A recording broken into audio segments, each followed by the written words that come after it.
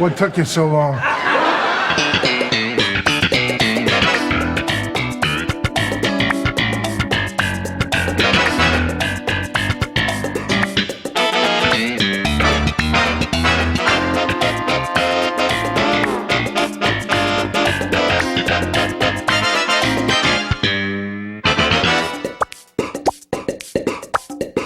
Hello, and welcome to Seincast, a retrospective on all 180 episodes of Seinfeld, being hosted by two guys who can barely run their own lives. My name is Vinny. My name's Matt.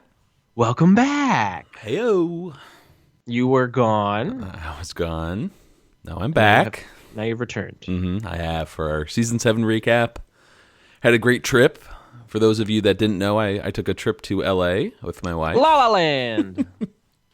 The coast. I hit the Graceland, the Mecca, I think. Other than the Tom's Restaurant, I got to see Jerry's apartment in person.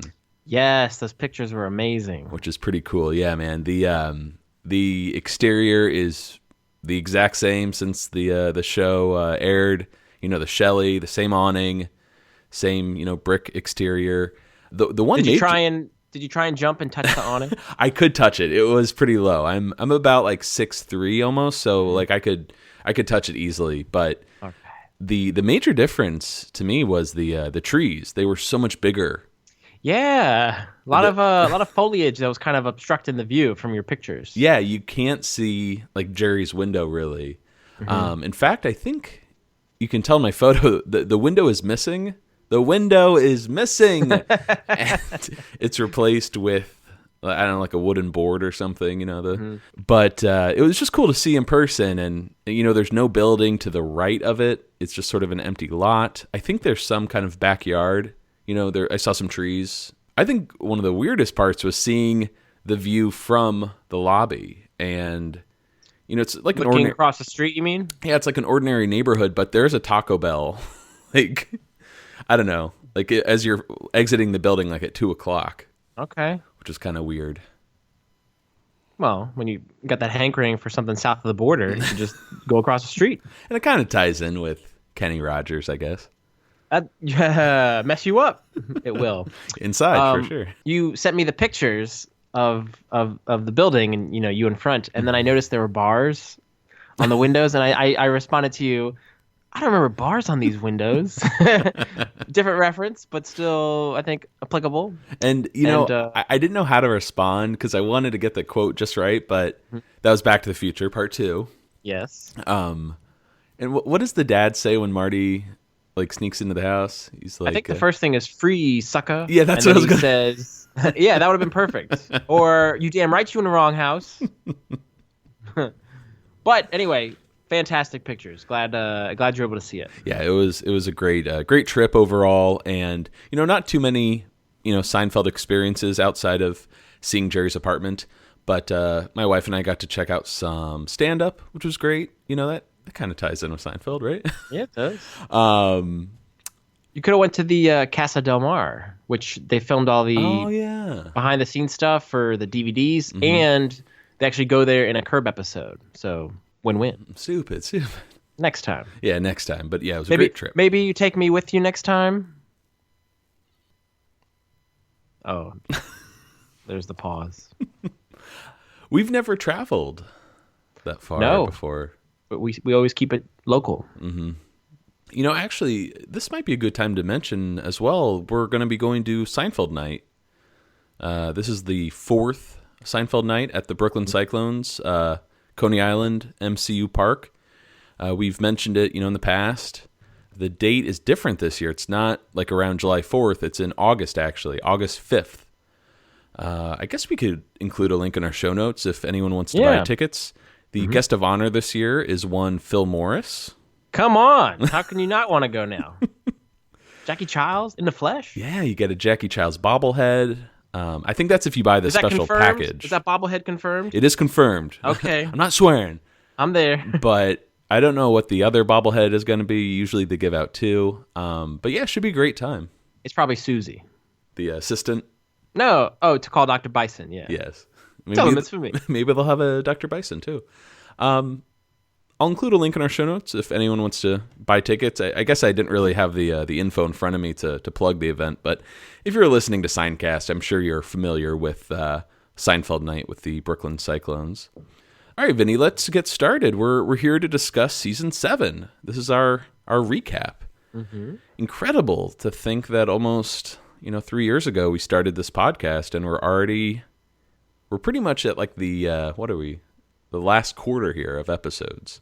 Home stretch, baby. Yeah, it's nuts. But we're going to talk specifically about season 7 in this episode in part 1, and then in part 2, which should come out tomorrow or later in the week.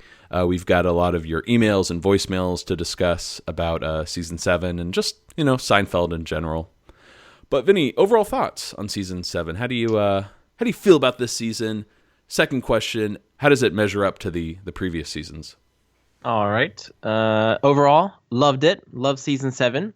The idea of George getting an engagement arc, seeing how it affected him, seeing what it does to the gang, I thought was genius, a brilliant stroke. And I especially love how we previously saw that mini arc in season 5 with George having to move back in with his parents. So you kind of saw him down in the dumps, on that side of the spectrum, but now he's down in the dumps for a completely different reason, both, in the shackles of a family relationship versus a, engagement relationship. Yeah, the shackles. Blanche. But I thought season 7 was excellent. And if you think about it, I was actually made a note here. The last 4 seasons have had significant George arcs.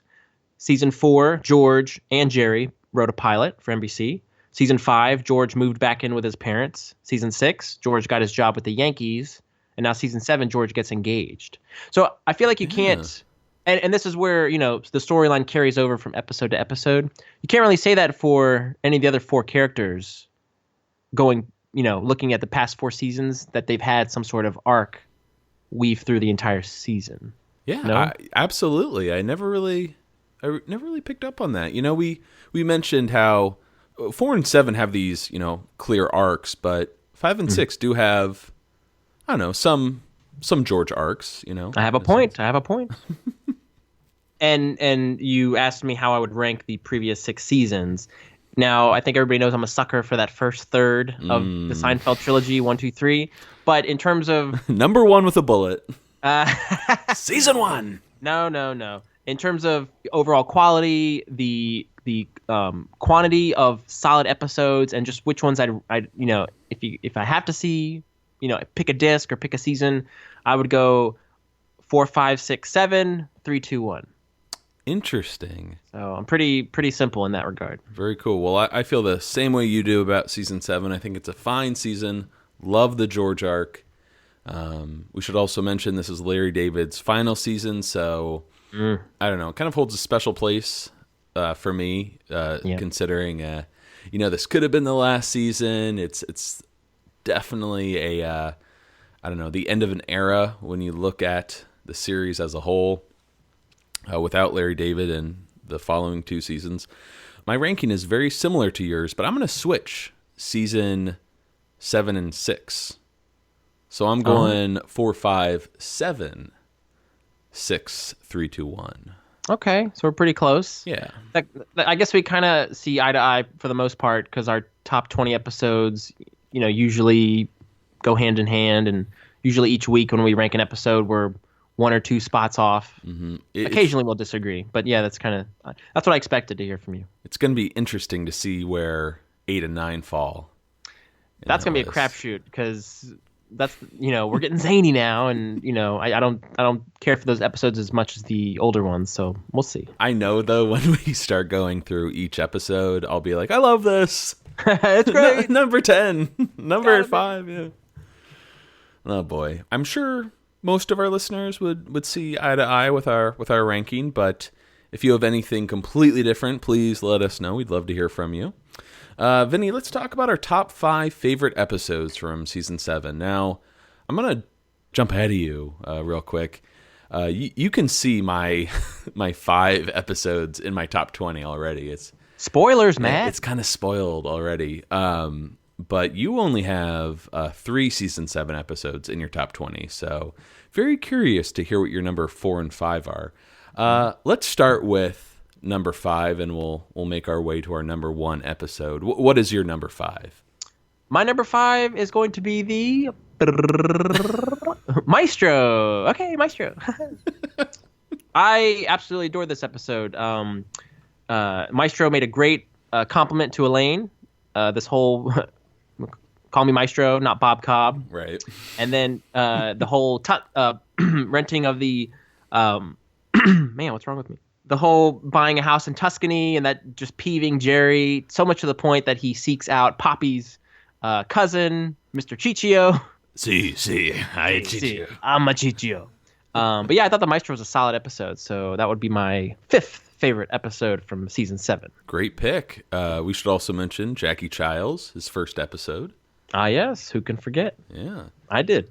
Do you want to go with your number 5? Yeah, my number 5 is currently my number 20, my top 20, and that is, drumroll. I I think we do that every recap. And we're going to do it for 2 more recaps. My number 5 is my number 20 in my top 20, and that is the showerhead. Oh, the showerhead. You're like the Serbs. I'm fanatic about my showers. Thank you. See, you get me. Yeah, I love this episode. There's a nostalgic factor for me because when I first got into Seinfeld, it was mainly through season 7. So I just have fond memories of watching this episode. I love the visual gag of, Jerry, Kramer, Newman, and the Seinfelds. Helen. Yeah. With that flat hair. Great image. Love that. I love the black market shower deals. I think that's also the episode with the great tension between the Seinfelds and the Costanzas about Del Boca Vista. We're moving in lock, stock, and barrel. Need a buffer zone. Let's not forget Elaine's great storyline with the opium and the poppy seeds. No poppy. Yeah, love that stuff. So yeah, my number 5, the showerhead. Your number 4, sir? My number 4 is a different number altogether. The 7. Oh, guess what? Okay. Me too. Oh my God, we'll be best friends. Right on. I remember this episode when we watched it. I wanted to put it in the top 20, but I just did not want to get rid of my number 20 at the time. I don't know if that was the rye or what, but I really enjoyed the 7. I loved that George was so adamant about naming his baby 7, despite him being in a relationship with a woman he didn't want to marry.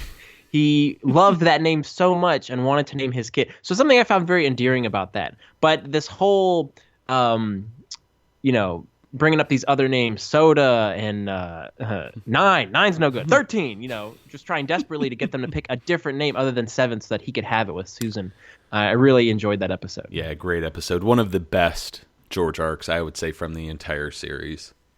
Fantastic stuff. Now, I'm kind of embarrassed. I don't remember the other storylines in that episode. I think Jerry's was with the black and white dress. Does that sound right? It might. Give me 1 second here. I'm gonna go to my archives. We love these episodes so much. We know everything about them. Elaine strains her neck trying to get the bike down from the wall. There you go. Kramer saves the day with the shiatsu massage, and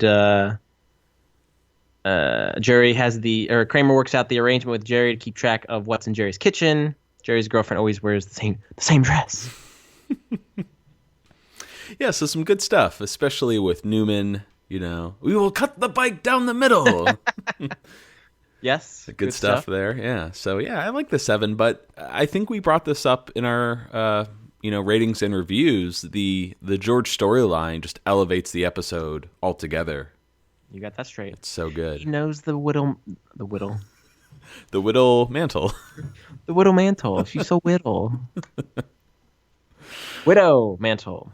Well, Vinny, we are not doing well for a recap here because our number 3, should we say it at the same time? Ready? On 3. 1, 2, 3. The doll!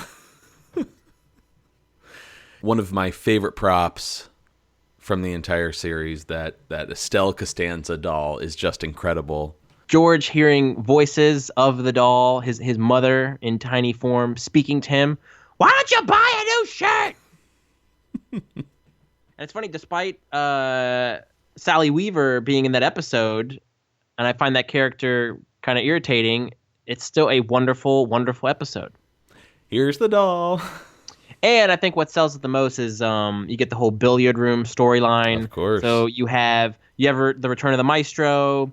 You have him, Frank Costanza, and Kramer all playing billiards in their underwear.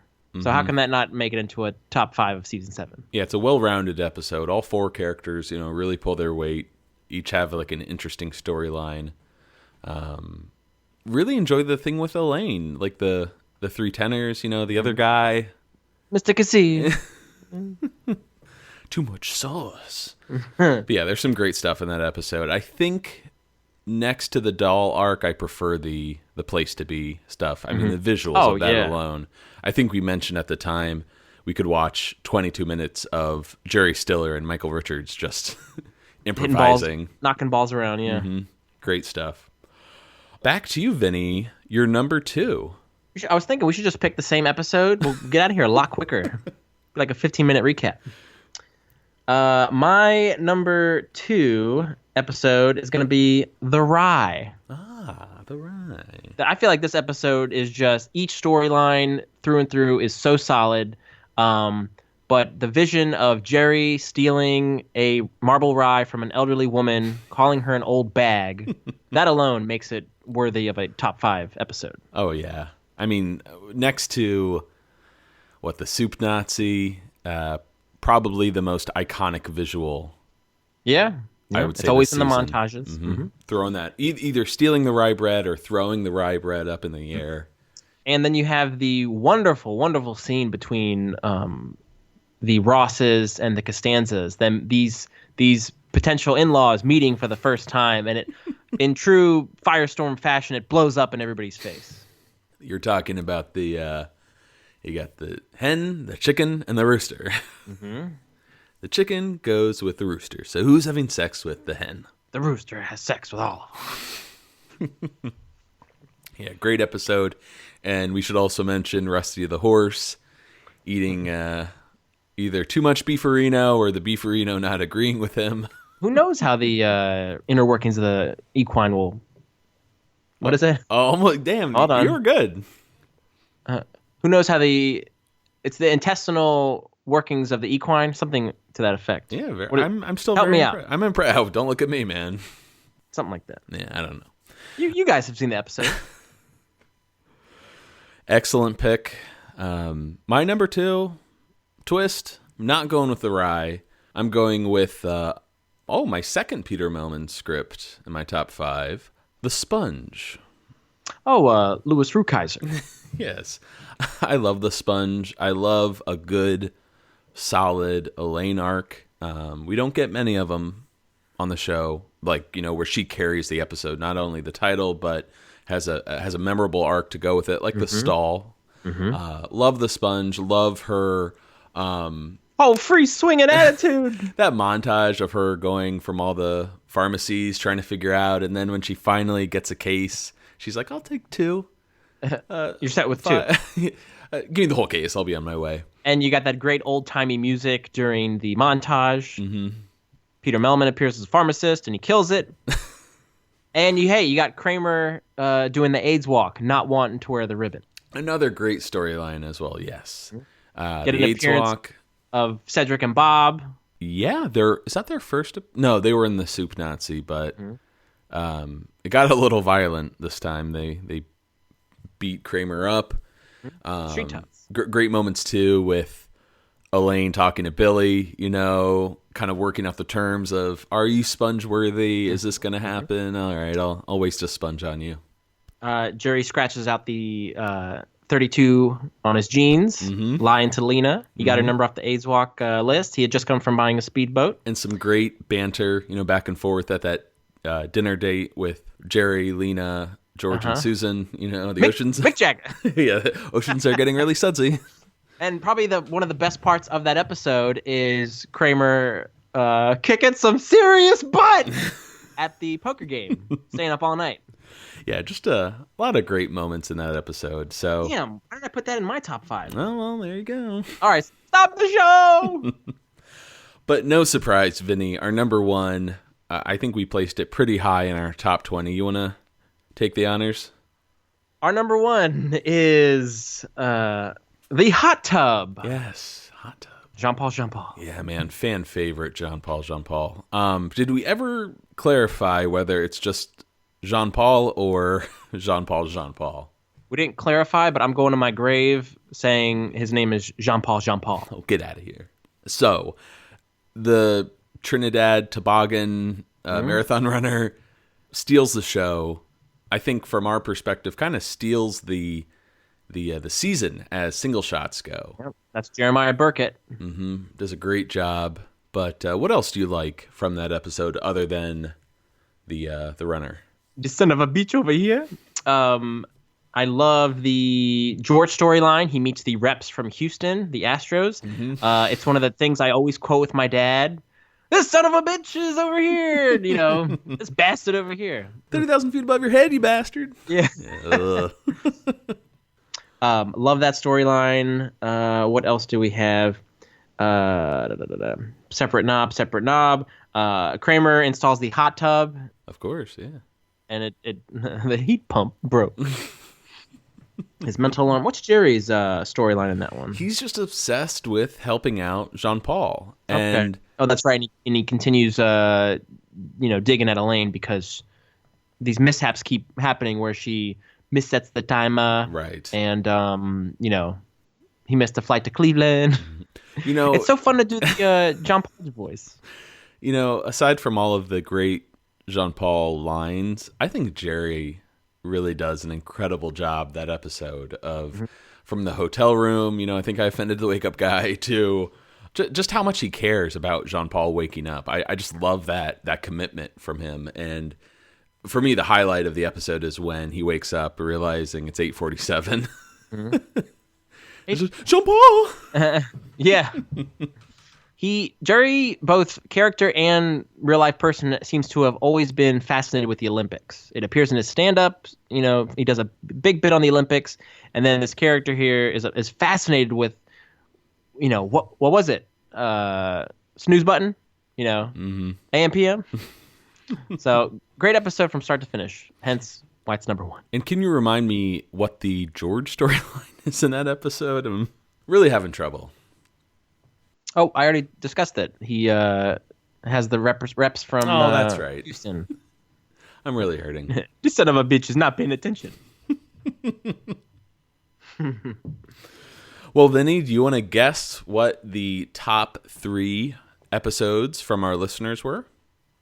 I have a feeling the Soup Nazi might be in there. Believe it or not, that episode is not at home.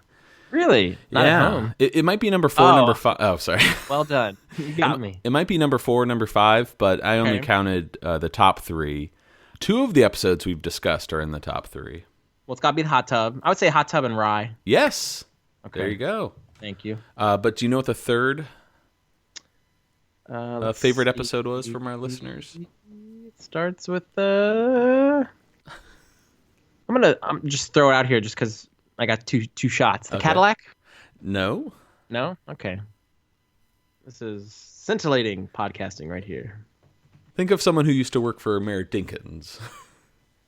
Lloyd Braun. Yes. Oh, the gum? Yeah, there you go. Oh. Am I crazy, or is that a popular episode? It's a popular episode. Yeah, man, beloved episode, the gum.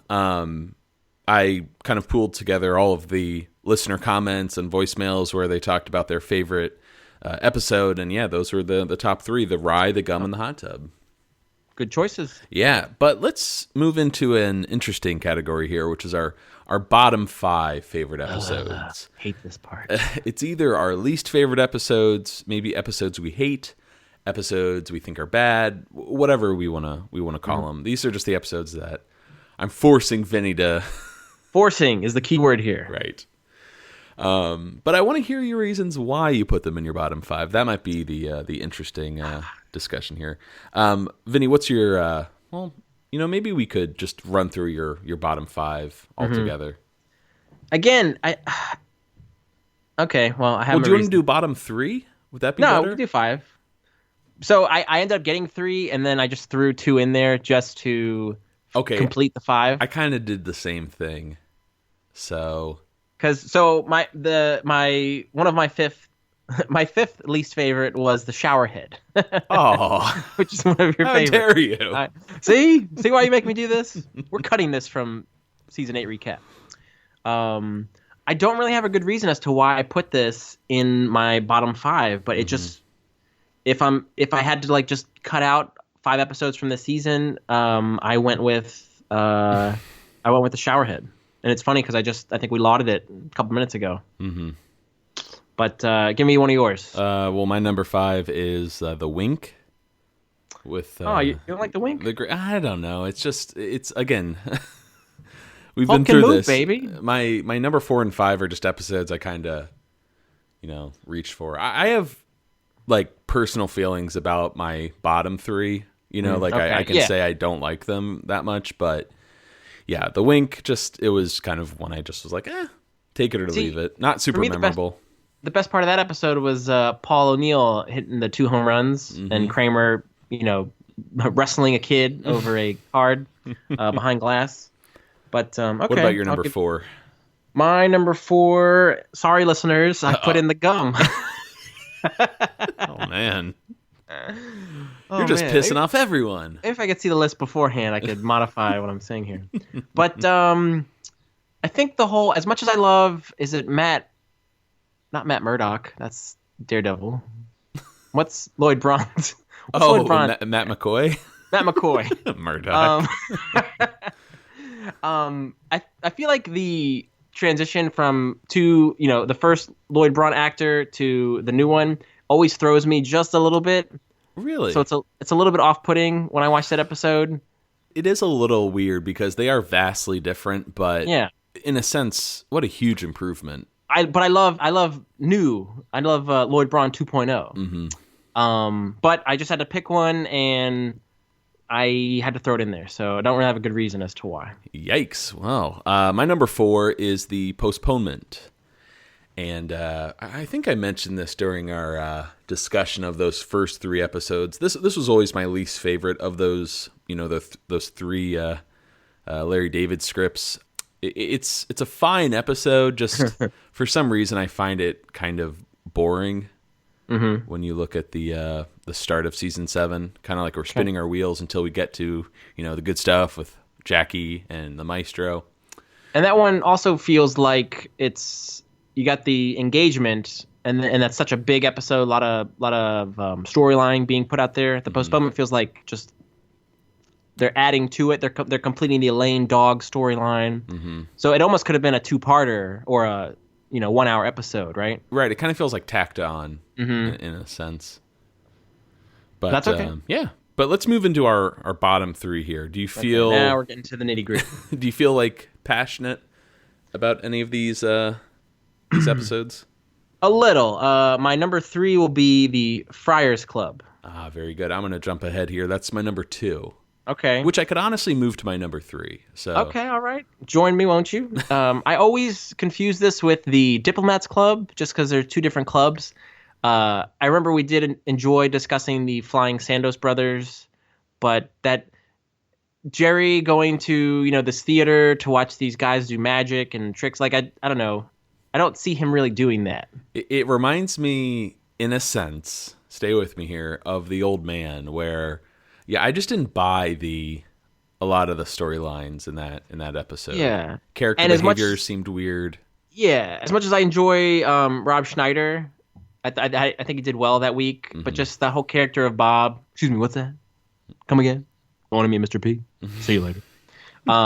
Yeah, the whole episode as a whole, I just had to. That one had to go into my bottom 5. Yeah, it just felt a little off that week, and I feel the same way. What about your number 2? My number 2, this one might be controversial, is the Caddy. Oh my God. Showerhead, gum, and caddy? I hate the Junior Mint. I hate the contest. What else? No, I think it's the character of the caddy is what bugs me about that episode because Totally understand. Yeah. I love the whole trial portion with Jackie Childs and Sue Ellen Mishke, but that whole you're a few steps away, you gotta go for the green. Like I didn't care for that part of the episode. So they're just like I probably like the episode as a whole, but there's little things that just it's like a bolo tie. I had to get it out of there. It's pretty much what we're talking about here. We love Seinfeld, of course, and there's always great scenes in these episodes. But yeah, little things can sometimes just chip away. Case in point, my number 2 is the bottle deposit. I talked about how much I hate the George storyline in that episode. The whole downtown, you got to go downtown. It's just even thinking about it, it just bores me to death for some reason. And that is, again, my least favorite hour-long episode. It just, I don't know, just really drags. But love the Kramer-Newman stuff at the farmhouse. That just got pulled on the teat a little. Yes. Great arc with running the bottles up to Michigan. But yeah, the George storyline just doesn't do it for me. I feel like that's the one part of that episode that is off-putting because Elaine at the auction, going against Sue Ellen to get those clubs is great. Peterman, and I didn't think you cared for Tony that much, the mechanic, but I enjoyed him as well. Yeah, I didn't hate him, but yeah, I didn't find him as memorable, maybe as you did. But he's no old man. But Vinny, number 1, I am crossing my fingers we have the same least favorite episode from season 7. I don't know. We'll see. The Soup Nazi. Are you serious? No, just kidding. What'd you have? I put the pool guy. Oh, okay. Your thoughts?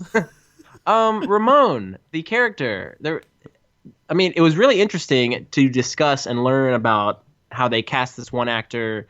It didn't work out, and then they had to recast the actor. But then there were little, bit elements that maintained with the character, such as like the accent. Like it just Ramon was a weird dude, and him having this minor obsession with Jerry, and then having this vendetta against him. It just when this episode comes up in the rotation, I'm like, what's next? I still won't skip it, but not my favorite. I remember you saying that during our discussion, and that was a new perspective on the episode because I always loved the pool guy. I love Jerry frustrated with having to make a new friend, and everything else in that episode. Independent George, movie phone, just Elaine befriending Susan, just so much great stuff. Movie phone is great. But it is really interesting, like the caddy, how a guest star or a certain character can just throw an entire episode off. Yeah. But for me, my number 1 is the Wait Out. You like Beth and David? Just a couple of weeks ago, I remember saying how much I disliked that episode. I could almost switch that with the bottle deposit in a weird way. Like they're almost interchangeable. I don't like the tone of that episode. There's something just off about it. Oh yeah, I know you were a little bit put off by. I don't see why not. Elaine being all strutting her stuff. Well, no, I misspoke that episode. I don't mind Elaine's, swagger. Yeah, like hubris. It's not like, I prefer the Elaine of the earlier seasons where she's sweeter. It's not that way at all. I love both Elaines equally. There's something specifically about Elaine and Jerry, for that matter, in that episode that turned me off as a fan of Seinfeld for some reason. It just doesn't feel. Maybe how they're pouncing on a relationship that's crumbling before their eyes. I can't figure it out still, but it has nothing to do with Elaine being different than what she used to be necessarily. Because again, the two different Elaines to me are great in their own way, but yeah, she just is kind of unlikable, and Jerry, for that matter. I can't remember the Kramer storyline. Oh, the tight jeans, great visuals there, and and I love the stuff with Mickey. But yeah, the episode as a whole just feels very odd. Definitely one of those, end of the season episodes that aren't really that strong. They're just kind of getting us to the finale. Could you call it filler? I don't feel like that's a derogatory term. I consider an episode like the postponement to be filler Okay. All right. more so than the wait out. One of my But, favorite things about the Wait Out is the guest stars. Love Deborah Messing, and I love Carrie Elwes. We got somebody from Princess Bride in Seinfeld. I love that. There you go. We talked about it then. Is he the only Princess Bride connection? Oh, no. I quizzed you on this. Carol Kane and Fred Savage. Yes. Anyway. It's amazing. I feel like I have the memory of a goldfish because you said it resonates now, but I couldn't for the life of me remember. Damn. We only got 46 more episodes to go. Limping to the finish line. Any theories on the listeners' least favorite episodes from season 7? I've got 2, the top 2. Okay, I would go with... And we've talked about both of these. Oh, we already have? Okay. Screw it. Let's go with the pool guy. I'm so sorry, but the pool guy did not make the bottom 2. I do not have a pulse on the listeners' feelings this season. Well, this one was your number 3. The Friars Club was okay, one of their least we're favorites. back. And an episode I just talked about, the Wait Out. That was another episode. Okay. That the listeners didn't click with. That's the interesting thing when you talk about least favorite episodes. We always hear from someone who loves an episode we hated, like The Old Man, for example, and episodes that we love, like, I don't know, The Hot Tub will be someone's least favorite episode. So, go figure. It's just one person's opinion. But, Vinny, let's move on to a fun category here. This is our favorite secondary character from season 7.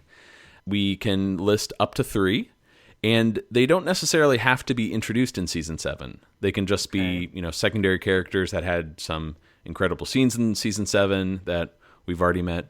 Is there a particular definition or criteria of a secondary character besides they don't have to have been introduced in season 7? Do they have to appear in so many episodes? Or just be like essential to the Seinfeld lore, but they're not the main 4? Yeah, so good question. I say any characters that have a minimum of 2 to 3 episodes, not including the finale. Okay. And they need to have like some impact, I would say, on the storyline as a whole. Say no more. Then my favorites do apply. My first will be none other than Big Stein.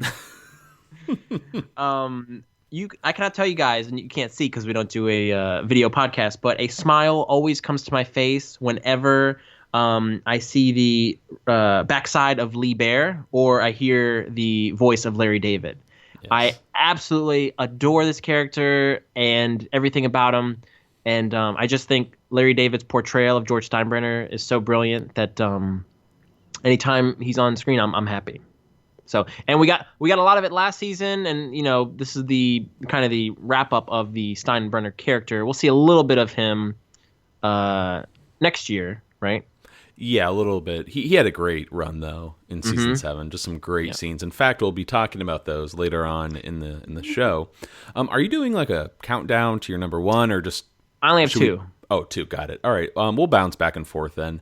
A secondary character that we talked about earlier that I think does a great job this season, and just as a whole, is Lloyd Braun, Matt McCoy. Oh, okay. I love his performance in The Gum. Maybe I'm trying to make up for the fact that I didn't include it in my top 5, but because it's a great episode. But I love his back and forth with Kramer and Jerry in that episode. Very quotable. Am I crazy or is that a lot of gum? Yeah. We're gonna we gotta get that Elena boyfriend. I just think he does a great job, and respect to the original actor. I just think that this Lloyd Braun, not only the character but Matt McCoy's performance just makes him so much more likable and memorable. Since I have 3, I want to tack on another set of secondary characters here, if I may. I want to give a shout out to the Rosses, if I can lump 2 characters together. Preach, brother. Fantastic time watching them in the rye with the Costanzas at the dinner table when they go on their handsome cab ride. Great stuff there. And it's just nuts how little we get of the Rosses throughout the series. I think they only appear in 4 or 5 episodes, not counting the finale. So, aside from the Cheever letters, I think that their appearance in the Rye is just one of the absolute best. So shout out to them.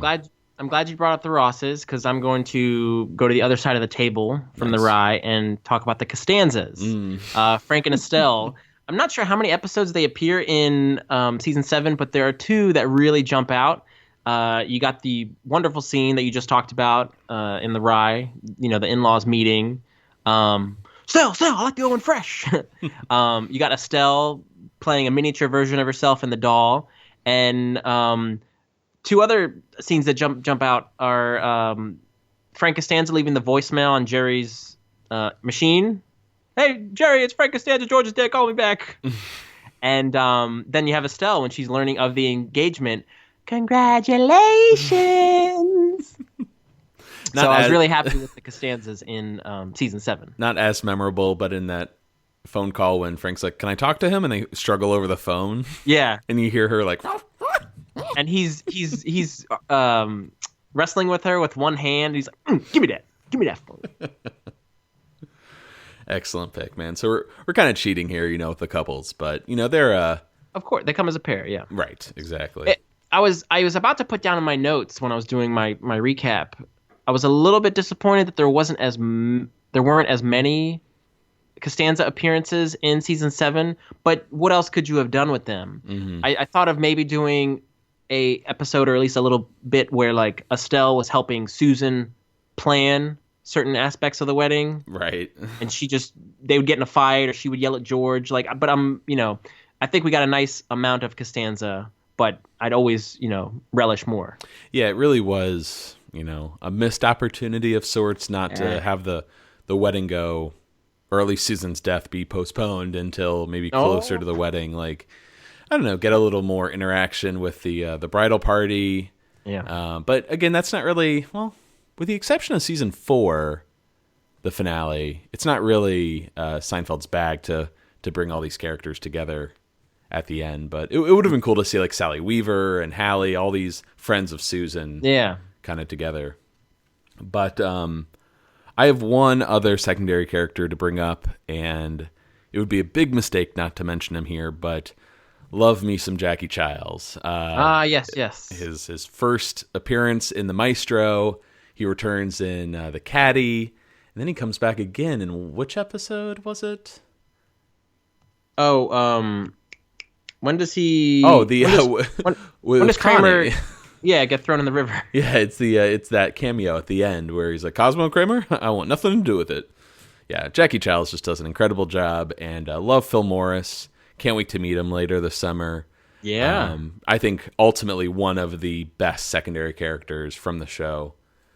Jackie Chiles, he just like hones that role so well. Mm-hmm. You can't imagine any other actor playing that role. And such a wacky character to have on Seinfeld, and I'm just so glad that he was, beloved by fans to come back. I think in season 8, and then in the finale, he plays a huge role in the finale. But his character is like wacky and zany, but not in a out there sort of way. It's just a larger than life type of character. Mm-hmm. I mean, again, he's doing a impression of Johnny Cochran, but he walks a really delicate line between just being a very like flamboyant attorney, Mm-hmm. Of course. Well, Vinny, let's move over to a similar category here. This is our favorite single shot. Again, we can pick up to 3. Now, the rules for single shots is they can appear in typically just one episode, okay, not including the finale, but I'm going to extend it to 2 episodes. I am so glad you said that. My number 3, as a result, has been in 2 episodes, The Maestro and the Doll. Okay. The Maestro! Bob Cobb, played by Mark Metcalf. Okay, he is in that weird like middle ground between single shot and secondary. Oh, get out of here. It's funny. He's only been in the 2 episodes, but he feels like such a big part of the Seinfeld universe. Mm-hmm. Because he interacts with everybody, the main 4. Right. And he sent so many memorable scenes. We already discussed about him playing pool in his underwear. Mm-hmm. He holds the bent baton. Him and Elaine go to Tuscany together, and then him trying to keep Jerry out of Tuscany. But love me some Maestro. Right on. Well, I've got a similar character as a runner-up because he was also in 2 episodes. And hopefully you don't have him on your list, but I picked the Jiffy Park guy. You son of a bitch! I'm sorry. That's okay. Where is he on your list? Actually, you know what? He's not in my single shot list. He's in a different list. So scratch okay, this. all right. Yeah, rewind, Wiggles. Cut that. Love the Jiffy Park guy. Just does an awesome job. Like, I'm trying to think of the line. You like Cadillacs? You know, just so many. Mr. Kramer, Mary Kay car. He's like, I'd like my car back. Can't do it. He's just such a about it. Yeah, go ahead. Well, he's just my runner-up because, you know, technically 2 episodes, but I have a proper single shot for my number 3. A true single shot, Dustin from The Pool Guy. Oh, to see Ramon? Or he's in the background. He's the Yul Brenner guy that's like, tell him Dustin says hello. Hello. I actually had Dustin and Paul as my runner-up for favorite single shot. Oh, really? Yeah. Nice. That's Dom Maguili and Alec Paul, who play Dustin and Paul from The Pool. The main reason I like him is at the end of that scene where I guess the Paul character is like, to see Ramon? And Jerry walks off. It cuts back to them, and Dustin is just like giggling, like looking off into the distance. Mm-hmm. Very odd. Sorry, Vinny, you're number 2 single shot. My number 2 is going to be a repairman from Plaza Cable, Nick Stevens, my number 2 as well. Yeah, otherwise known as Hannaran. Not known as Hannaran. That's Walter Olkowicz, who plays Nick from Plaza Cable. He was in the Cadillac episode, and I feel like every scene he's in was very memorable. I was looking at the wrong work order. And then he goes on that great chase with Kramer across the rooftop. I'll get you, Kramer! I'll get you! And let's not forget his closing monologue. Just incredible when he's, you know, standing at Kramer's door, almost crying. It really is an emotional roller coaster because they finally come to a nice warm embrace when they realize the error of both their respective ways. Mm-hmm. Very cool. Well, I think we have the same number 1. Does he have the same first and last name? He does not. Oh. From my point of view. Oh, well. Jean-Paul, Yes. Jeremiah Burkett from The Hot Tub. I feel like this guy stole the show of season 7. Yeah. Great single shot. Incredible they never really brought him back, but I guess, again, he's kind of a wacky character as well. How would he fit in? He's kind of like a Babu, you know, character. Yeah, but they don't even need to bring him back. Like, he's so memorable. Mm-hmm. For sure. Look Love at the me some little Jean-Paul. bastard. It's incredible how every line of dialogue he has is quotable. I'm just trying to be friendly, you son of a bitch. Even when Jerry's like, not comfortable, and they have to leave the hotel, and John Paul's like, for God's sake. He's like kicking idiot. the blanket off. Everything is so quotable. What is it? Great stuff, man. All right, let's move on to another category here, another top 3. Our favorite villain or antagonist from season 7. Every season we get, someone that either the gang pisses off or, you know, an old enemy of Jerry, George, Elaine, or Kramer. They're all very memorable, but season 7 had some great ones. Who is your number 3? Do you have 3? My number 3 actually is one of your single shots, and that would be the Jiffy Park guy. Excellent. Played by Chaim Jirafi. I thought this guy was a perfect foil to George.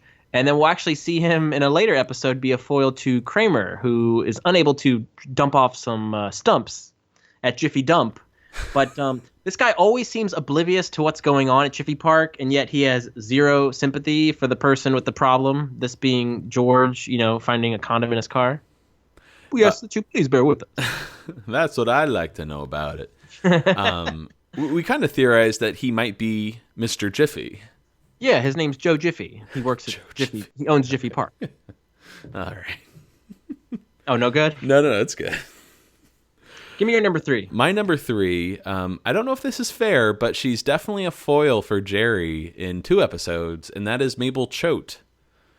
Oh, that's a surprise pick. Yeah. So, she kind of, screws up Jerry's night in the rye. He has to lower himself. Oh, she shoves him like, "You're in my way."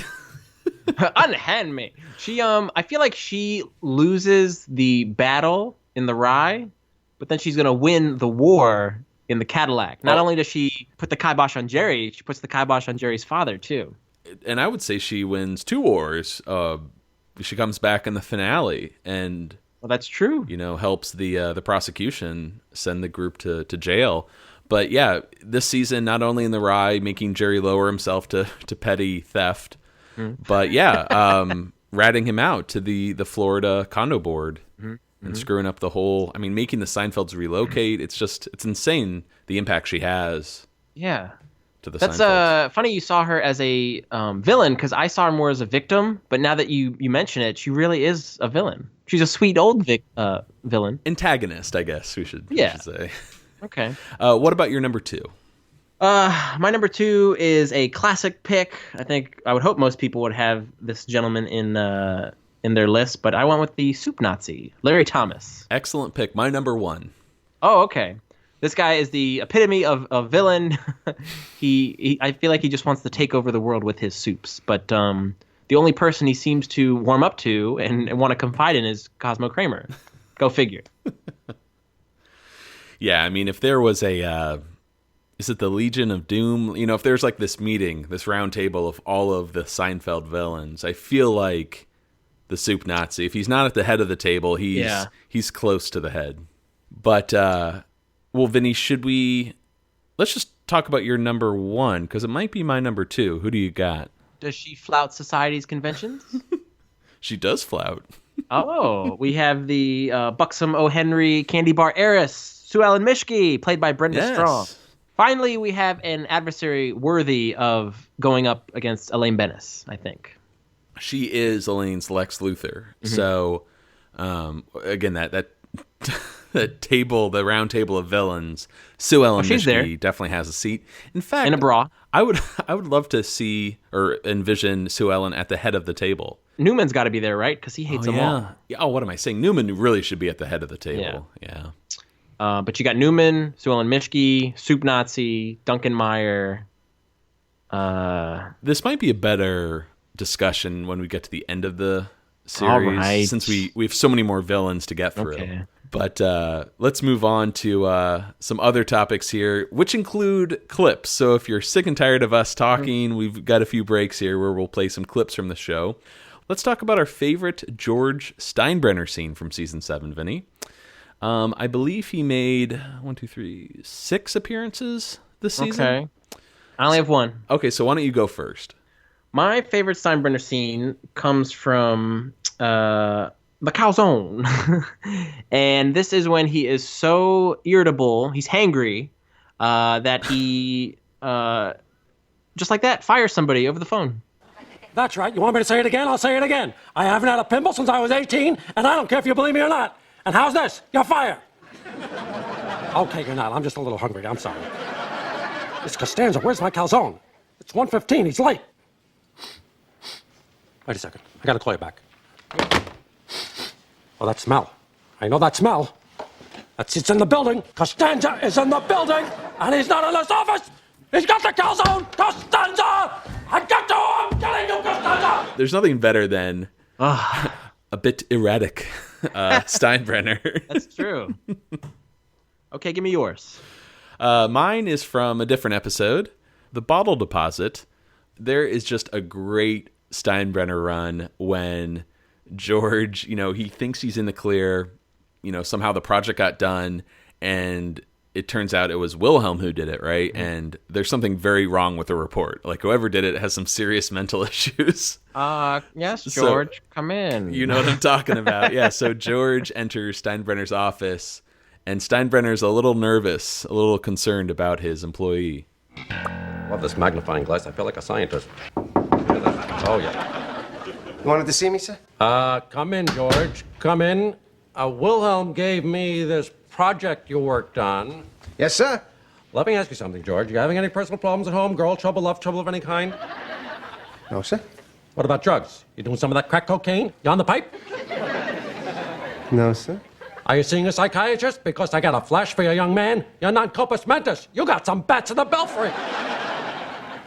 What are you talking about? George, I've read this report. It's very troubling indeed. It's a sick mind at work here. Okay, come on, boys. Come on in here. George, this is Herb and Dan. They're going to take you away to a nice place where you can get some help. They're very friendly people there. My brother-in-law was there for a couple of weeks. The man was obsessed with lactating women. They completely cured him, although he still eats a lot of cheese. You see, I didn't write that report. That's not mine. Of course you didn't, George. Of course you didn't write it. I didn't do it. I just got done. I don't know how it got done, but it did. Of course it got done. Things get done all the time. I understand. Don't worry, your job will be waiting for you when you get back. Get better, George! Get better! That would have been a runner-up for me, too. The whole bats in the belfry line and just his reticence when George enters. I do love that scene as well. Even before George enters, he's like, oh, this magnifying glass. I feel like a scientist or whatever. It's just He's got so a little weird. bit of childlike wonder like Jerry does, if you look at it. Yeah, but that, as you mentioned, that first line of, yes, George, come in. I love that Larry David cadence. It's just incredible. A category I added here, Vinny, at the last minute, and we've talked about it a few times, but I wanted to play clips. What is your favorite Frank Costanza scene, or maybe Costanza's scene from this season? I mean, Frank Costanza's scene has to be the Ross's dinner scene in the Rye when he is going toe-to-toe with Mr. Ross, talking about chickens and then telling him not to spoil Firestorm for him. It's great to see Frank Costanza in like formal attire, having to kind of keep himself composed, and yet he can't do it. It's a Pierre Cardin. Let me understand. You got the hen, the chicken, and the rooster. The rooster goes with the chicken. So who's having sex with the hen? Talk about it another time. But you see my point here? You only hear of a hen, a rooster, and a chicken. Something's missing. Something's missing, all right. They're all chickens. The rooster has sex with all of them. That's perverse. So has anybody seen Firestorm? Firestorm, that's a hell of a picture. Yeah. Remember when they had the helicopter land on top of that car? Hey, come on. I haven't seen it yet. It doesn't have anything to do with the plot. Still, I like to go in fresh. Oh, mother of God. Excellent pick, Vinny. I don't think anyone would disagree with you there. I want to give a shout out, like you did earlier, to the great answering machine message. Frank Costanza here, George is dead, call me back. But my favorite Costanza scene, Frank Costanza scene, is a different phone call. This one goes to Morty Seinfeld. Hello? This is Frank Costanza. What do you want? You think you can keep us out of Florida? We're moving in lock, stock, and barrel. We're going to be in the pool. We're going to be in a clubhouse. We're going to be all over that shuffleboard court. And I dare you to keep me out. I'm sorry. We can't get back to Florida. Well played, my friend. You get everything in that scene. You get like the slow burn, of like, this is Frank Costanza. I dare you to keep us out. And you get the nice... Yeah. He does a lot of grunts, too, throughout the series. Yeah, great scene. All right, another topic here, Vinny. Our favorite girlfriend and boyfriends from season 7. Interesting to note that this season, Kramer only got one girlfriend. You stole my pick, man. And George is engaged. So, but technically, or seemingly, you could argue that George, he might have had a second one in there. Yes. So one being, let's talk about it. Hey, Michael, shut up. You know what I'm talking about? I know exactly what you're talking about. Kramer, his only girlfriend, Connie, from, I don't know the episode, but... The Friars Club. I got you. Okay, right on. That's Lisa Arch plays Connie in that episode. Right. I guess it's our shared pick for this week. And I gotta say, very likable. I think as a Seinfeld character goes. she really had that like girlfriend of the mob thing going, almost a little bit. Well, yeah, I can't say that. No, you- I thought she was excellent. You could have lifted her right out of a Sopranos episode or a Goodfellas movie, but call Joey or Tommy, whatever. Mr. Facile. Yeah, she was great. I'm just blown away that Kramer only had one girlfriend this season. I was looking on the list here on the Kramer's Apartment website. Mm-hmm. There's certain seasons where he doesn't have any girlfriends. Yeah, like the early ones. He haven't left the building in 15 years. And he's only had 16 overall throughout the course of the show. Contrast that with Jerry, who's had 66 girlfriends. Now, I'd like to do an official count of boyfriends and girlfriends, like on our end, because, some people consider people to be girlfriend, boyfriend material where I don't really think it counts, I know what you're saying. I feel like the one we're going to discuss here in a minute might be debatable, but I'm sticking with it. Right. Well, let's move on to George here. He was engaged from the first episode to the last, and so one might ask themselves, who's this other girl that he could have been with? Right. So he's with Susan the whole season, and I gotta say, Susan is my favorite George girlfriend. I think from the entire series. I love Heidi Swedberg. Okay. I do too. I love her more. We talked a lot about the behind the scenes issues in the engagement, of course, and the invitations. But I love her, and I think in season 4 I picked her as my favorite as well. So glad to see she's returned to make my my number one. But long way to set up your end here, Vinny. Who would you consider to be George's other girlfriend this season? Being a person of Italian descent, being a huge fan of my cousin Vinny, it is my namesake. She's luscious. She's ravishing. In true Seinfeld fashion, I'm going to go against Susan. What does that go mean? with Marissa Tomei as my favorite George girlfriend. Awesome. Now that is debatable. They're not really. They went on a date. Yeah, that from Marissa's point of view, that was a date. I would call it a date. I think from George's point of view, maybe not. But it's not cheating if there's no sex. Susan and Marissa. Excellent. Who should we move on to next, Jerry or Elaine? Well, let's go Lainey. Lainey? All right, cool. Interesting to note, I think this is the season where Elaine had the most boyfriends. Oh, you don't say. Or I'm sorry, like she never had as many boyfriends in other seasons. This is her highest body count, if you will. Body count. I selected 2 just in case. Okay, So, I see what you're doing. Who's your favorite Elaine boyfriend? I got one, and he was kind of a sleeper until I went through the list. I'm like, oh yeah, this guy. Mm-hmm. And I'm gonna have to go with Fred Yerkes from The Secret Code. I love Fred Stoller. I loved him as a Seinfeld writer. I liked when he appeared on the show as an actor. I love all the behind-the-scenes stuff we got from him.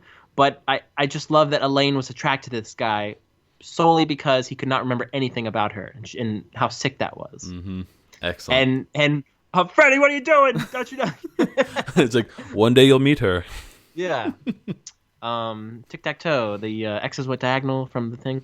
But Fred Yerkes is my man. Well, I didn't know you were going to, praise Bob Cobb so much earlier in our discussion, so I assumed you were going to go with him. I also picked Fred Yerkes. Great character. Love, as you said, Fred Stoller. Does an excellent job. But I think there are some other memorable boyfriends this season. Not quite Bob Cobb or Fred Yerkes, Caliber. Yes. But we've got James from The Wink. Quiet! Hey! Why is that so fun to do? I don't know, man. Billy, who I love so much. His sideburns, yeah. Cut his sideburns. Shave him, we'll shave him. But, of course, Luke from Gilmore Girls. I love that crossover. But Todd Gack, I think... Oh, that guy's... he's a jerk. He's not a jerk, Jer. He's not very wacky, but great name. One of the best Seinfeld names. I think that Probably makes the best quality about him is his name. Mm-hmm. It makes him pretty memorable. But I actually prefer his mother over him. Yeah, you and her can have some turkey jerky sometime. But let's move over to the main man, Jerry. He also had a pretty big run this season. Once again, I selected several, so if you want to go with your number one pick. I hope we at least saw eye to eye on this, but my number one comes from the Soup Nazi, because she's so adorable. She's schmoopy. She's Alexandra Wentworth. You called her Schmoopy. You're Schmoopy. You're Schmoopy. All right, Schmoopies. It was nice to see Jerry so affectionate. They could grasp the physical thing, but they couldn't quite get the mental thing. Really? But I thought I just thought it was so cute, that name Schmoopy. I thought it was great, and just the fact that it pissed off everybody in the room. George, Elaine, the Soup Nazi, and Jake and Allison. I thought she's awesome. And then to know that she is good friends with Jerry and Jessica, Jerry's wife. Yeah, she appeared in Comedians in Cars. Mm-hmm. Very cool, and a great pick for your favorite girlfriend. And it's interesting. My other pick is similar to Sheila in the sense that she's a good fit for Jerry, or at least you see Jerry really smitten with her. And we just talked about her in the invitations, Miss Jeannie Steinman. Same initials. How do you like that? I like it. Yeah, Janine Garofalo as Jeannie Steinman. Once again, we just talked about this, but she did a great job on that episode. Really feels like if Jerry were to settle down, she would be the one. So I'd put her on par with Sheila in that regard. She would have been my number 2. Yeah, a number 2. See, notice I have so much more confidence in picking favorite boyfriend and girlfriends, not picking least favorite episode. That's I know what I'm talking about. I got something to say. Got purpose. Also, I love the performance of the actress who plays Lena in The Sponge. Oh, yeah. Just does a fantastic job. In fact, I would put her performance-wise right behind Alexandra Wentworth as Sheila. Okay. I think they both do a great job this season. You have a type. Now we're going to play some more clips. A little breakdown of our favorite character moments from the main four, Jerry, George, Elaine, and Kramer. Who should we start with, Vinny? Let's start with Jerry. Cool. Let's start with Jerome. What is your what episode is your favorite moment from? It seems like each year when we do these recaps that we've already kind of hinted or discussed a portion of some of these moments as the show progresses. But my favorite Jerry moment comes from the Marble Rye episode. All right, look, I'll tell you what. I'll give you $50. Now be reasonable. You cannot turn down $50 for a $6 rye. No, watch me. Give me that, all right? Stop it. I want that rye, lady. Help! Someone help! Shut up, you old pig.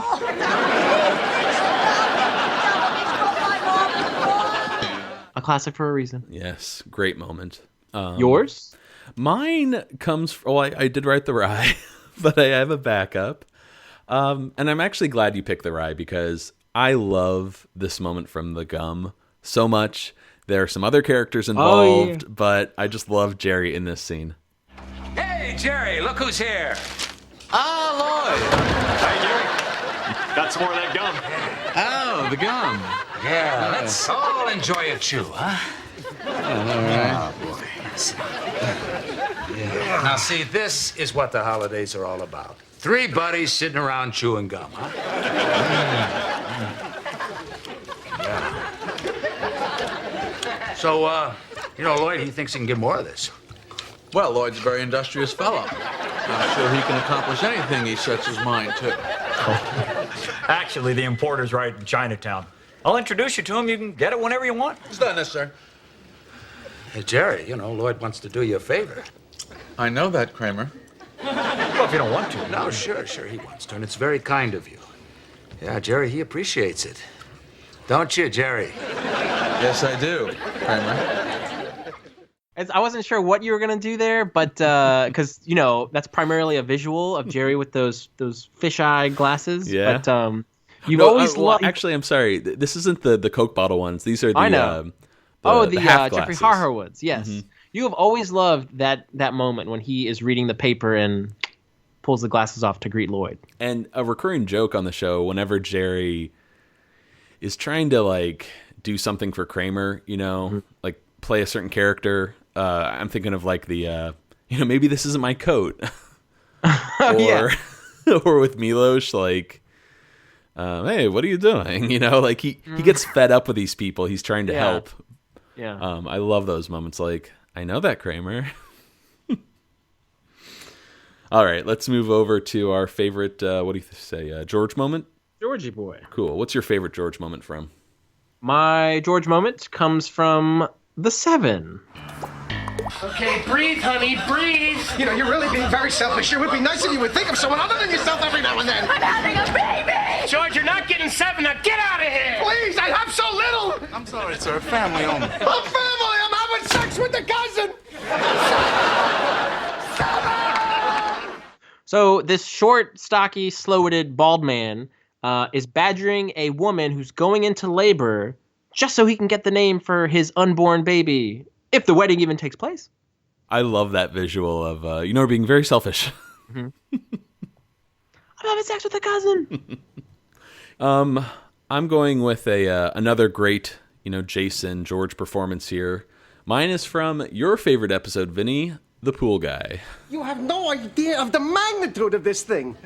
If she is allowed to infiltrate this world, then George Costanza, as you know him, ceases to exist.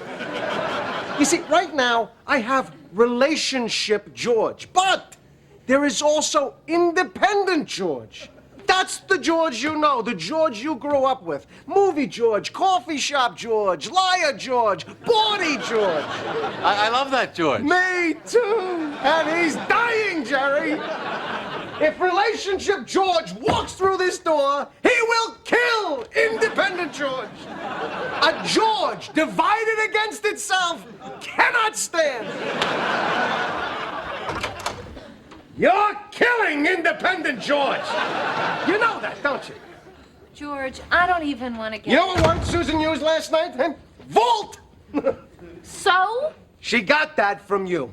Well, I didn't tell her to say it. What, is she the only girl in the whole world? Why can't you find your own girl? I like her. You see? You see? You see what I'm talking about? It's all just slipping away. And you're letting it happen. Hey, I love that George too.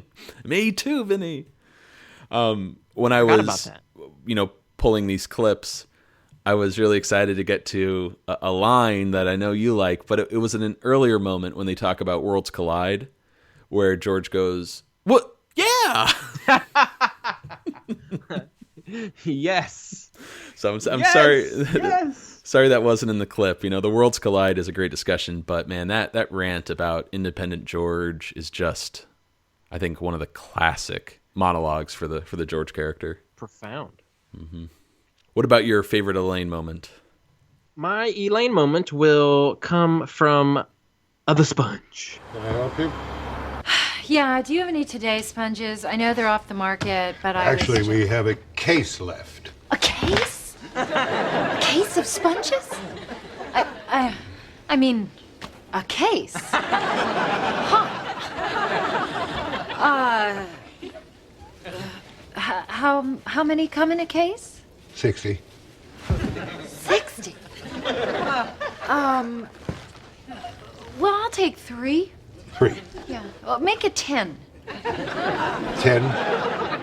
20 sponges should be plenty. You say 20? Yeah, 25 sponges is just fine. 25. Yeah, You said with 25. yeah.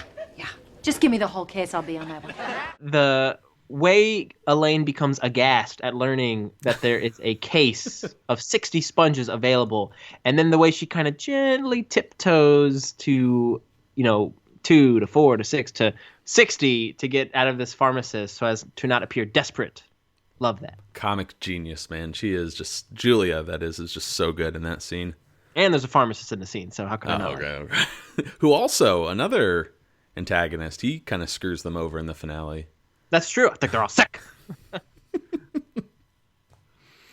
I'm glad you pulled something from The Sponge, one of my favorites. My favorite Elaine moment is coming from the showerhead. Oh. Hi, Elaine. Hello. Jerry's not here? No. Huh.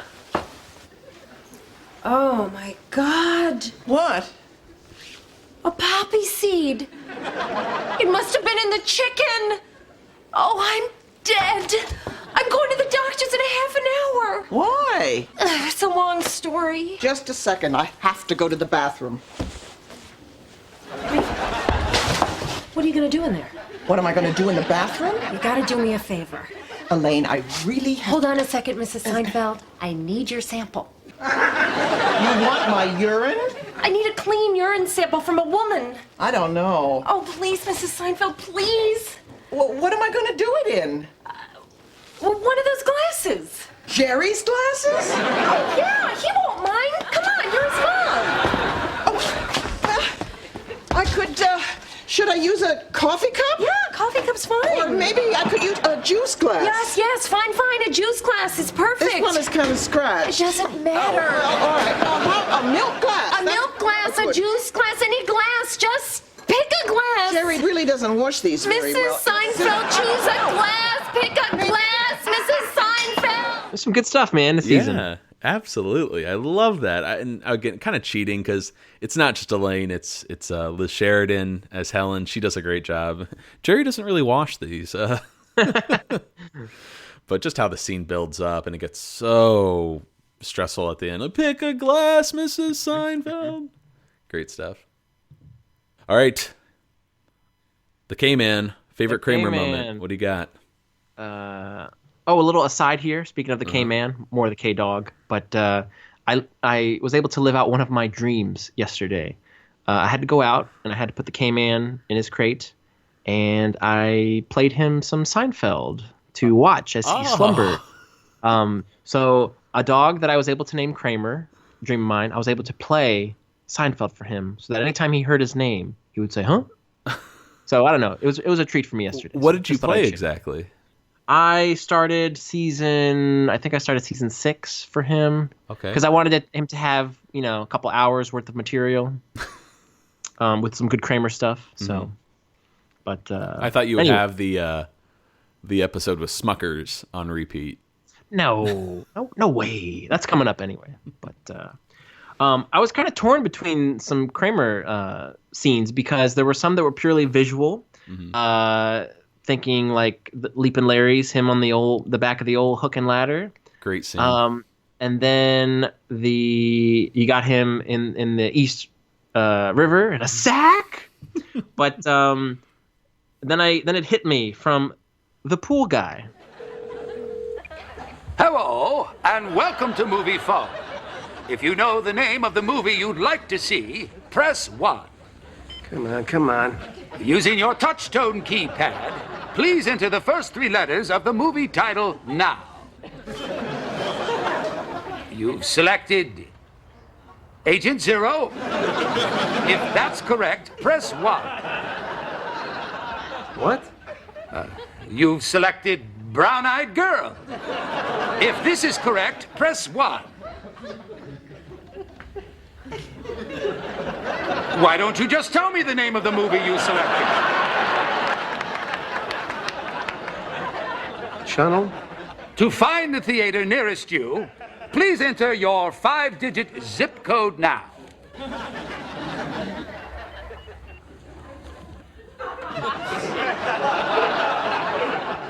Why don't you just tell me where you want to see the movie?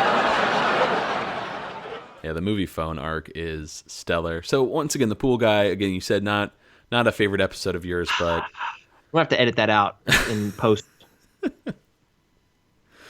Well, Vinny, my favorite Kramer scene comes from an episode that you already mentioned. This is the Cadillac. Yellow. Hi, Mr. Kramer. This is McNabb down at the phone company. We got a report about some trouble on your line. Well, I haven't had any trouble. The thing is, we happen to have a man right in your neighborhood. Oh, is that right? Well, I have been having a little trouble with my call waiting. We can fix that. Oh, can you? Well, that's funny, because as it happens, I don't have call waiting. Seems to me that the phone company would know that. Oh, right. I'm sorry. I was looking at the wrong work order. Yeah, could you hold on for a second? I've got something on the stove.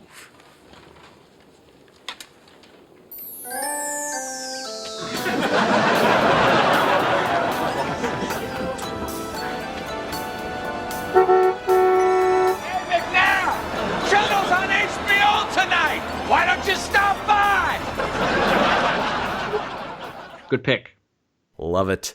All right, we've only got, well, let's see, 2 more topics to get through. Let's move on to our favorite stand-up from season 7, the last season to have opening stand-up until the finale. Yeah, there weren't as many stand-ups this year, so it wasn't as difficult. But I had to go with an oldie but goodie and a classic from I'm Telling You for the Last Time. This stand-up comes from The Hot Tub. I always feel bad for the silver medal winner in the Olympics. I mean, how do you live with that the rest of your life? People are going to keep asking you, how much did you lose by? I don't even know. It was like, no. Like, no. It was like, no. Was it? That was it. I trained, I worked out, I exercised, I did everything. I was doing push-ups, sit-ups. I never did anything but exercise and work out for 20 years. I flew halfway around the world. The guy shot the gun. And that was it. It was a photo finish. Silver, gold. If I had a pimple, I would have won. Yeah, so like I said earlier, Jerry, both character and person, has this fascination with international sports, one being the Olympics, and a beautiful stand-up that he was able to pluck from his real-life material and interject it into a Seinfeld episode perfectly. Excellent pick, man. I love that. I don't know. It was like, no. Yep. Silver, gold. By a pimple, I would have won. Great stuff. Well, my favorite stand-up next to the hot tub is from the gum. I think gum is one of the weirdest human inventions. It's not a liquid. It's not solid. It's not a food. What is it? It isn't really anything. I mean, it's like a stationary bike for your jaw. But remember when you were in school and teachers would get all riled up if they caught you with gum? And when you were a kid, you think, what's the big deal? But as an adult, I can understand it, because when you're chewing gum, you don't look like you're too thrilled with anything anybody has to say. Oh, World War II, that was an important historical event? Yeah, I'm sure.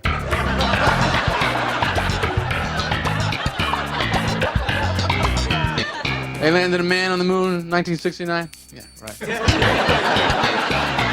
Yeah, I buy that, Teach.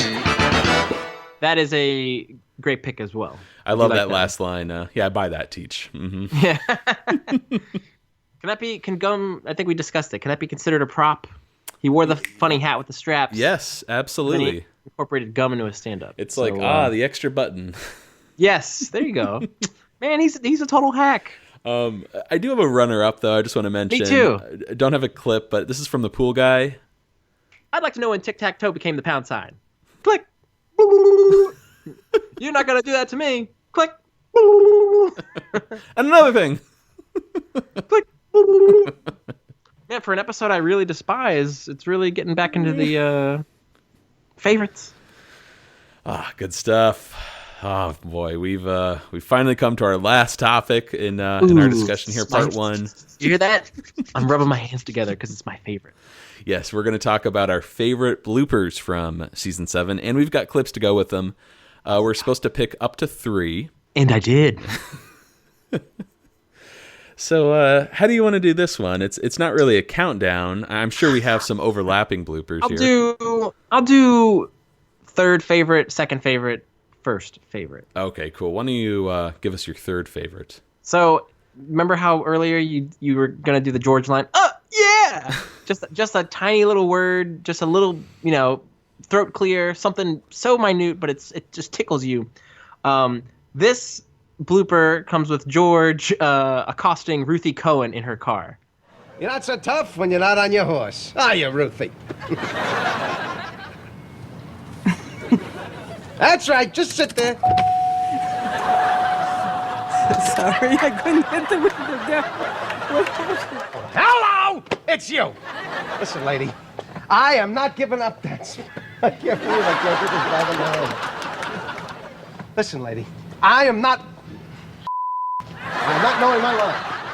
Oh, hello! It's an airplane. There's a couple of them, but the one where he says it's an airplane is the one that I like. Yeah, that is a great one. As they're actually filming outside, mm-hmm. Get some multiple of those interruptions. Yes, multiple takes were needed for that scene. One where Ruthie Cohen couldn't even get the window down because she had the car, had to turn the car on, which was adorable. Mm-hmm. But when George or Jason rather, he kind of breaks a little bit, but he still tries to keep it going by saying it's an airplane. Gets me every time. He is so good, Jason, at... He's improvising, even though the scene's kind of dead, it seems. Yeah, he is never like a deer in the headlights. He's always able to make the scene funny, even though it's screwed up. I love that one in season 4 from when they look out the window, and he's like, "She's a virgin?" And then he has to close the blind, but it like keeps getting stuck. And then Tom Sharonis is like, "Cut." And he's like, "What? Is something wrong?" Right on. Well, my third favorite blooper of sorts is from the pool guy, and we actually didn't play this on the show. I don't even know if we brought it up, but it involves Jerry, Elaine, and Susan at the Paragon as they're waiting to go into the theater. And it's a long one, but Julia just cracks me up in this. So, eventually these people came, and, somebody gave them mouth to mouth. Wait. Okay. Give me the key. Why didn't you just give him mouth to mouth? How can you possibly show your face there again? How can you possibly show your face there again? Oh, I can't. No, they revoked my membership. Newman, too. Yeah, that's all. Hi there. 2 for Channel. No, that would be 3 for Channel. Okay. Hi there. 3 for Channel. 2 adults. 1 child. All right, that's good. That's okay. It's funny because we see Jerry and Julia both crack in that scene, which is kind of nice. Usually it's Julia is the one that's usually, they're recording late. She's getting kind of silly. She just can't keep it together. But you'll see Jerry crack, and then that makes Julia crack up. First you crack, then you chuckle. Cracking's inevitable. What's really funny, too, is when they filmed the Calzone, I think it's the Calzone, and you got Jerry, Nikki, Todd Gack, and Elaine, blame it on the rain. They also have trouble getting through that scene. And Jerry says, "I think we had trouble last time we filmed here." Yeah. All right, what's your number 2 blooper, Vinny? My number 2 is probably one of your favorites because you've mentioned it from time to time. Comes from The Wigmaster.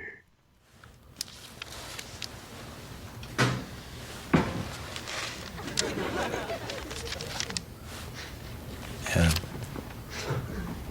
Patio furniture's on sale. I'm sorry. Well, let's do it again. Go ahead. Oh, look at this. Patio furniture's on sale.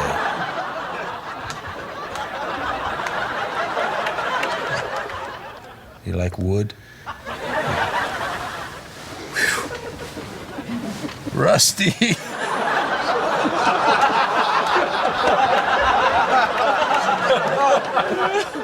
My number 2 as well. Excellent. Hey. Love it. Kismet. Yes. Rusty. They have issues with the lamp. Jerry, first there's a bit where Michael lies on top of Jerry. That makes Jerry crack, and then there's a bit where the lamp doesn't work. Mm-hmm. But the accusing Jerry of farting because it stinks. Anytime somebody farts on set, they call it a rusty, it seems. I think we do the same thing. Of course. All right, number 1, fingers crossed you pick the same blooper. Does it have 2 ladies showing? Yes! Roll it! From The Sponge. Where? Kramer, what the hell is going on in here? Yeah, poker game.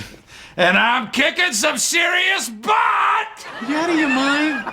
You got that AIDS walk tomorrow. Hey, Kramer, are you in? Hey, are you kidding? You see those 2 ladies I got showing? Do they look scared? Wait, okay.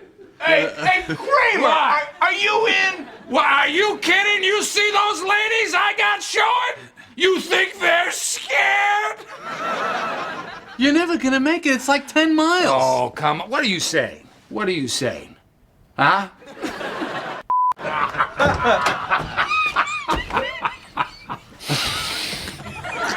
Come on, baby. Come on.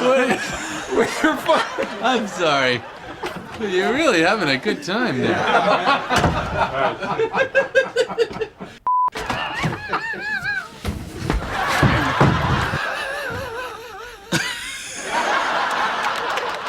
Oh, Jerry. Right now. From the top. Come on, I can do it! Damn it! Very serious, very serious. Back just a little bit, Jerry.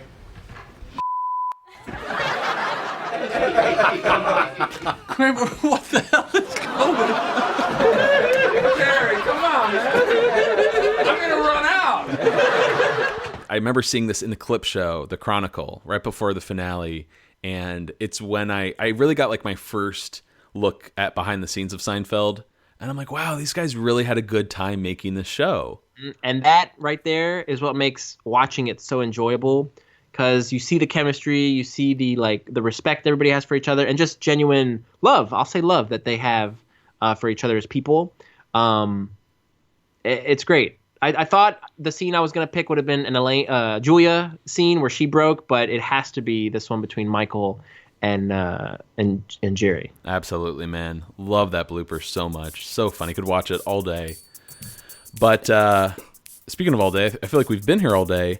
I think it's about time we wrap up our part 1 discussion of season 7. Had a great time talking with you, Vinny. Yeah, me too. But we will be back tomorrow or later in the week with part 2, where we go over your emails and voicemails. Can we call it chapter 2? I will call it chapter 2 for you, Vinny. Thank you. But in the meantime, I'm Matt. I'm Vinny. Signing off.